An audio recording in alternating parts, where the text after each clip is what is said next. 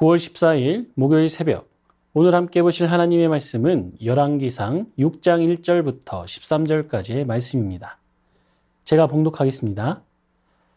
이스라엘 자손이 애굽 땅에서 나온 지 480년이요 솔로몬이 이스라엘 왕이 된 지 4년 15월 곧 둘째 달에 솔로몬이 여호와를 위하여 성전 건축하기를 시작하였더라. 솔로몬 왕이 여호와를 위하여 건축한 성전은 길이가 60규빗이요 너비가 20규빗이요 높이가 30규빗이며 성전의 성소 앞 주랑의 길이는 성전의 너비와 같이 20규빗이요 그 너비는 성전 앞에서부터 10규빗이며 성전을 위하여 창틀 있는 붙박이 창문을 내고 또 성전의 벽 곧 성소와 지성소의 벽에 연접하여 돌아가며 다락들을 건축하되 다락마다 돌아가며 골방들을 만들었으니 하층 다락의 너비는 5규빗이요 중층 다락의 너비는 6규빗이요 셋째 층 다락의 너비는 7규빗이라. 성전의 벽 바깥으로 돌아가며 턱을 내어 골방 들보들로 성전의 벽에 박히지 아니하게 하였으며 이 성전은 건축할 때에 돌을 그 뜨는 곳에서 다듬고 가져다가 건축하였으므로 건축하는 동안에 성전 속에서는 방망이나 도끼나 모든 철 연장 소리가 들리지 아니하였으며 중층 골방의 문은 성전 오른쪽에 있는데 나사 모양 층계로 말미암아 하층에서 중층에 오르고 중층에서 셋째 층에 오르게 하였더라. 성전의 건축을 마치니라. 그 성전은 백향목 석가래와 널판으로 덮었고 또 온 성전으로 돌아가며 높이가 5규빗 되는 다락방을 건축하되 백향목 들보로 성전에 연접하게 하였더라. 여호와의 말씀이 솔로몬에게 임하여 이르시되 내가 지금 이 성전을 건축하니 내가 만일 내 법도를 따르며 내 율례를 행하며 내 모든 계명을 지켜 그대로 행하면 내가 내 아버지 다윗에게 한 말을 내게 확실히 이룰 것이요 내가 또한 이스라엘 자손 가운데 거하며 내 백성 이스라엘을 버리지 아니하리라 하셨더라. 오늘도 주님의 말씀으로 인도함 받는 하루 되시길 바랍니다. 오늘 본문에 나오는 성전 건축에 대한 이야기를 통해 성전 건축이 의미하는 것은 무엇이며 이를 통해 오늘날의 성전인 우리 성도들에게 주시는 말씀은 무엇인지 살펴보도록 하겠습니다. 먼저 성전 건축은 건물을 짓는 것에 그치는 것이 아니라 하나님과 그의 백성 간의 특별한 관계와 언약을 나타냅니다. 1절을 보면 성전 건축이 시작된 날이 이스라엘 자손이 애굽 땅에서 나온 지 480년이요. 솔로몬이 왕이 된 지 4년 둘째 달이라고 합니다. 이를 통해 열왕기의 저자는 성전 건축이 출애굽 사건과 깊게 연관되어 있다는 것을 말하고 있습니다. 출애굽 사건은 하나님이 애굽의 노예였던 이스라엘을 구하시고 그들을 자신의 백성으로 삼아 언약을 맺으신 중요한 사건입니다. 그렇게 성전 건축이 출애굽으로부터 시작되었다는 것은 성전 건축이 단지 건물을 짓는 것이 아니라 광야의 성막을 완성하는 것이요 아브라함에게 주신 하나님 나라 언약을 이루는 사건임을 보여주는 것입니다. 하나님의 구원과 하나님과 이스라엘 사이에 체결된 언약의 결과인 것입니다. 따라서 성전 건축은 출애굽 사건의 완성을 의미하고 더 나아가서 마침내 이 땅에 하나님께서 통치하시는 하나님 나라가 굳건히 섰음을 상징합니다. 그리고 이 사실은 세상을 살아가는 우리에게 교회의 사명을 상기시킵니다. 오늘날의 성전은 눈에 보이는 건물이 아니라 예수 그리스도를 믿는 성도이며 성도들의 모임이 바로 교회입니다. 따라서 교회의 사명은 2000년 전 예수 그리스도의 죽으심과 부활로 완성된 구원을 알리고 이 땅에 하나님이 통치하시는 하나님 나라가 섰음을 삶으로 증명하는 것입니다. 그리고 2절부터 시작되는 성전의 외부 구조와 규모에 대한 묘사도 중요한 점을 강조합니다.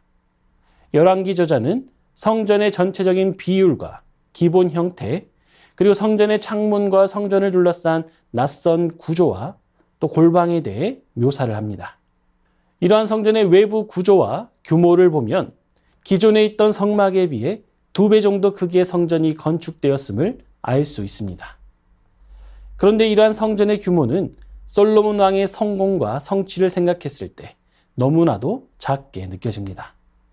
당시 왕들은 본인의 능력과 위엄을 과시하기 위해 매우 크고 화려한 성전을 건축했기 때문입니다. 성전을 다 완공한 후 그 크기만 놓고 봤을 때에 백성들이 실망할지도 모릅니다. 성막보다는 2배나 커졌지만 주변 나라의 신전들과 비교할 때 초라하기 때문입니다. 그럼에도 솔로몬은 성전 건축을 통해 자신의 힘과 능력을 과시하지 않았습니다. 오히려 건축을 하는 동안 성전 속에서 방망이나 도끼나 철연장 소리가 들리지 않도록 조심하는 등 자신을 낮추고 하나님을 경외하였습니다. 자신이 아무리 화려한 성전을 건축해도 하나님이 임재하시지 않고 하나님이 거하시지 않는다면 그것은 성전이 아니라 화려한 건물에 불과하다는 것을 알았기 때문입니다. 이러한 사실은 그리스도인의 외적 성공이 마치 하나님의 축복인 것처럼 가르치는 것이 얼마나 의미 없는 것인지를 말해줍니다. 그리스도인의 그리스도인됨은 외적 성공이나 성취에 있는 것이 아니라 그 안에 내주하시는 그리스도께 있기 때문입니다. 거듭난 그리스도인은 내주하시는 그리스도를 알고 그분과 교제하고 그분의 인도하심을 받습니다. 그렇게 자신을 드러내고 자랑하고 과시할 수도 없고 또 하지도 않는 것입니다. 마지막으로 성전 건축을 시작한 솔로몬에게 하나님의 말씀이 임합니다. 하나님은 솔로몬에게 계명을 지킬 때 다윗에게 약속하셨던 축복, 이 왕위가 영원하리라는 약속이 지켜지게 될 것이라고 말씀하십니다. 성전 건물보다 하나님의 법도와 율례, 계명에 주목하라고 말씀하십니다. 이것은 성전 자체가 중요한 것이 아니라 하나님의 뜻을 따르고 순종하는 것이 더 중요한 것임을 알려주신 것입니다. 그렇습니다. 성전 자체가 이스라엘의 안전이나 구원을 보장해주지 않습니다. 하나님 백성의 평안과 안녕은 하나님의 말씀을 붙잡고 따르고 행할 때 주어지는 것입니다. 이러한 원리는 신약시대를 살아가는 그리스도인에게도 동일하게 적용됩니다. 물론 신약시대는 율법이 아니라 믿음이 조건입니다. 우리가 아직 죄인 되었을 때에 우리를 위하여 죽으심으로 우리에 대한 하나님의 사랑을 확증하신 그리스도를 향한 믿음이 유일한 조건입니다. 여기서 믿음은 관념적인 확신이 아니라 매 순간 그리스도를 신뢰하는 삶입니다. 따라서 그리스도인은 매 순간 그리스도께 드리는 신뢰로 하나님 안에 거하고 또 하나님의 임재를 경험할 수 있게 되는 것입니다. 사랑하는 성도님들, 오늘 본문은 성전 건축이 결코 건물 짓기가 아니라 하나님 나라의 목적을 이루는 일이어야 함을 말씀하며 성전의 규모가 중요한 것이 아니라 하나님의 임재가 중요함을 말씀합니다. 그리고 하나님의 임재의 축복은 하나님의 계명을 지킬 때에 주어진다고 말씀하십니다. 그렇게 오늘날의 성전인 우리 성도들은 하나님 나라의 목적, 예수 그리스도의 죽으심과 부활로 완성된 구원을 알리고 이 땅 가운데 하나님이 통치하시는 하나님 나라가 섰음을 증명하는 삶을 살아가야 합니다. 그리고 외적 성공이나 성취의 뜻을 두는 것이 아니라 내주하시는 그리스도께 뜻을 두어야 합니다. 그분과 교제하고 그분을 신뢰함으로 그분의 인도하심을 따라 우리와 함께 하시는 하나님의 임재를 경험하는 삶을 살아가야 하는 것입니다. 이것이 오늘날의 성전인 우리가 살아가야 하는 삶인 것입니다. 사명인 것이죠. 이러한 삶이 우리 모두의 삶 되기를 주님의 이름으로 축원합니다. 이 시간 주신 말씀을 기억하며 기도하겠습니다. 예수 그리스도의 죽으심과 부활로 완성된 구원을 알리고 하나님 나라가 섰음을 증명하는 삶을 살아가게 하옵소서. 외적 성공이나 성취가 아닌 성령의 충만, 하나님의 임재를 구하며 살아가는 그리스도인 되게 하옵소서. 이 시간 주신 말씀을 기억하며 함께 기도하겠습니다.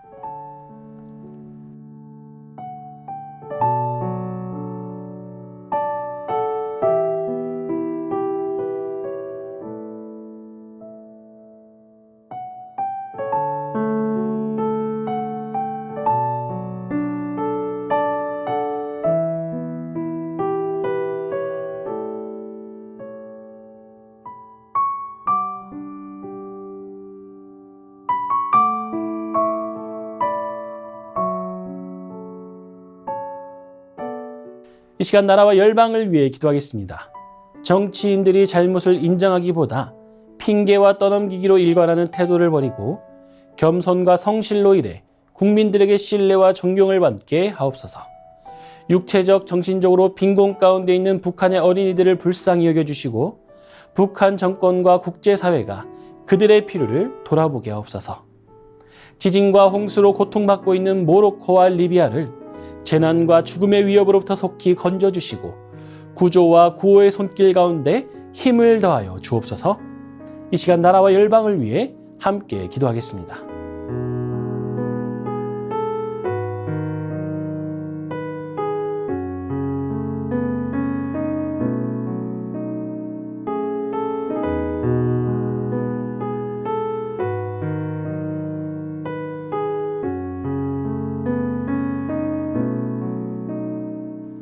이 시간 교회를 위해 기도하겠습니다.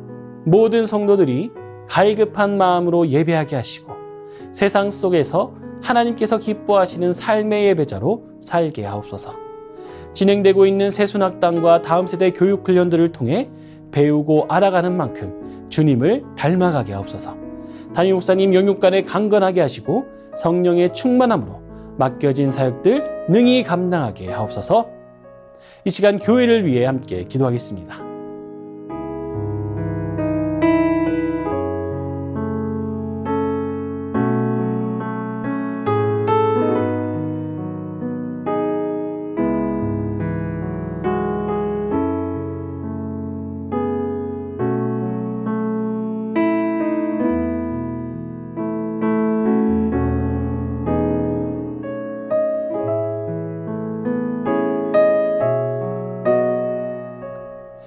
이 시간 선교사님과 환우분들을 위해 기도하겠습니다. 탄자니아 김원석, 고미라 선교사님을 위해 기도하실 때 주일 어린이 예배에 참석하는 모든 아이들이 센터에 와서 즐겁게 지내고 말씀을 통해 하나님을 알아가는 귀한 시간 되게 하여 주시옵소서. 김현석 선교사님의 신대원 공부의 새 학기가 시작되었는데 시차로 인해 피곤하지만 학업을 통해 귀한 주님의 말씀 더 알아가는 귀한 시간이 되게 하옵소서. 환우분들을 위해 기도하겠습니다. 주한숙 권사님, 우울증, 불면증, 거식증으로 입원 치료 중에 있습니다. 식사할 수 있는 상태로 치유하시고 완전한 회복이 있게 하옵소서. 고부덕 권사님, 담도암으로 아침 저녁으로 드시는 항암약으로 치료 중이신데 항암 부작용으로 발바닥에 수포가 많이 생겨 걷기가 힘드시고 입안과 코가 건조하십니다. 수포 부작용으로 더 이상 생기지 않도록 하여 주시고 힘든 항암을 잘 이겨낼 수 있는 힘을 주옵소서. 고노승 권사님, 암 수술 이후 림프절로 전이되었습니다. 계속되는 항암을 잘 견뎌낼 수 있는 체력과 힘을 주시옵소서. 노성민 형제님, 크론병을 앓고 있고 1월부터 주사제 치료를 이어오고 있습니다. 소장의 염증이 깨끗이 사라지고 살도 올라서 일상생활을 하는데 어려움이 없게 하옵소서. 최경아 집사님의 아버님, 폐렴으로 호흡기 통해서 호흡하고 있습니다. 체온과 혈압이 정상 수치로 회복되었다고 합니다. 자가호흡까지 되게 하옵소서. 특별히 이를 통해 예수님 영접할 수 있게 하옵소서. 김명자 성도의 자부 배지양 성도님, 머리와 폐로 암이 전이되었습니다. 치료 과정 가운데 지치지 않는 힘을 주시고 이 어려움을 통해 온 가족이 구원받는 역사가 있게 하옵소서.